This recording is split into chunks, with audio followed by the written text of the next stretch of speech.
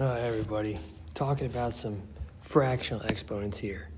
Just want to make sure we understand rad. So like a square root, as we talked about the other day, that can be written as 25 to the half. Now, why is the answer to rad 25 5? That's because it's asking us what number times itself is 25. So 5 times 5. Right? Same thing with 27. 27 to the 1/3. Okay, that's another option. Now here, what number 3 times is 27? 3 and 3. 16 to the 1/4. Right? What number 4 times? 2, 2, 2, 2. Right, so how else does fractions and exponents work into this? Well, we could rewrite 25 as 5 squared. And we could write it to that half power. And if we use power to a power, this becomes 5 to the first, which is 5. Right? So 27 is 3 to the third. To the 1/3 is 3 to the first, which is 3. 16 is 2 to the fourth, to the 1/4, which is 2. Right, so this is how exponents and rads and fraction exponents all tie together. So the key thing is if you have x to the 1/n power, that's the nth root of x. Right? And this can be written as x is raised to the 1/n power equals the nth root of x. Now what happens if the numerator is not 1? Right, so I could undo the fraction. 1/5 squared, which makes it 1/5 to the second power.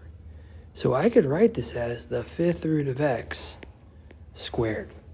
But now if I flip that around, 2 times 1/5, 2 times 1/5, the 5th root of x squared.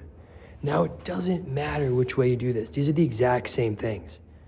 Right, so there's different scenarios where you might want to do it one way versus the other. Like if you had 16 to the 3/4, you could write this as the 4th root of the 16 to the third, or you could write this as 16 to the third and then take the 4th root. Right? Which route am I going? I'm going the left because the 4th root of 16 is 2, to the third is 8. Easier, quicker, faster. I don't want to do 16 to the third power. It's going to take me way too long.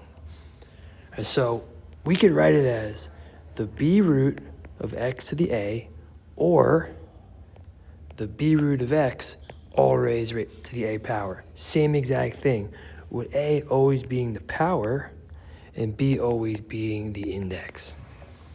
Right, so again,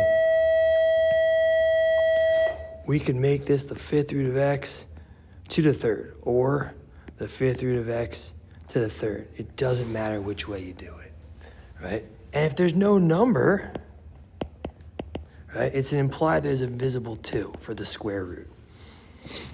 All right, so let's look at some stuff now. All right, can you actually simplify some numbers? All right, so if we look at this, what is the 3rd root of negative 27? One number 3 times. That is -3. -3 squared is 9. So that actually works out. Right, so you could take a 3rd root of -27 because -3 times -3 times -3 gets you -27. All right, what about the square root of -16? All right, the square root of -16. Well, no, let's change it up. -16 to the third, then we square root that. So in the end, no matter what, we still have a negative number under a square root. Not going to happen. 4th root of 25. Right? Is there a 4th root of 25? No. Can we raise it to the third power? Kind of be a large, crazy number. Can we do anything here? Well, know what? I could think about this as 25 to the 3/4, 5 squared to the 3/4, so 5 to the 3/2. So I didn't necessarily make this any better, but I made it into a different number. So not better, but a different number. So what I want you to understand here is that if you have an odd index, you can take a negative root. I'm sorry. If you have an even index, you cannot take a negative root.